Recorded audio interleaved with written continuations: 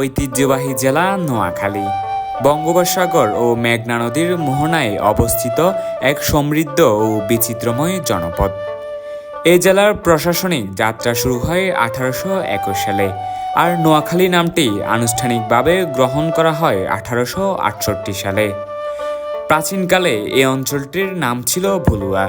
নোয়াখালী নামের অর্থ হল নতুন খাল, কারণ একটি নতুন খাল খননের পরে এই নামের উৎপত্তি ঘটে। ব্রিটিশ শাসনামলে জেলার সদর শহর ছিল সুদারাম, যা বর্তমানে নোয়াখালী শহর নামে পরিচিত।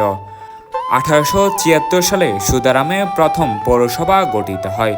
পরবর্তীতে প্রশাসনিক সুবিধার জন্য 1848 সালে নোয়াখালী জেলা ভাগ হয়ে ফেনী ও লক্ষ্মীপুর নামে দুইটি নতুন জেলা গঠিত হয়। প্রচণ্ড নদী ভাঙনের ফলে পুরনো সদর শহরটি মেঘনা নদীতে বিলীন হয়ে যায়, আর তখন জেলা শহর স্থানান্তরিত হয় মাইজদী শহরে। ন্যায় বিচার ও প্রশাসনিক কাঠামোর দিক থেকে নোয়াখালী পূর্ণাঙ্গ জেলা হিসেবে স্বীকৃতি পায় 1877 সালে।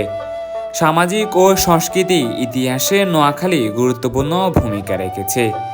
এই জেলা একসময় খিলাফত আন্দোলন ও ধর্মীয় শিক্ষা প্রসারের অন্যতম কেন্দ্রবিন্দু ছিল। 1946 সালে এই অঞ্চলে ঘটে ঐতিহাসিক নোয়াখালী দাঙ্গা, যা উপমহাদেশের ইতিহাসের এক গুরুত্বপূর্ণ অধ্যায় হিসেবে স্মরণীয় হয়ে আছে। নোয়াখালী শুধু ইতিহাস নয়, এটি সংগ্রাম, সংস্কৃতি ও মানবতার এক জীবন্ত প্রতীক।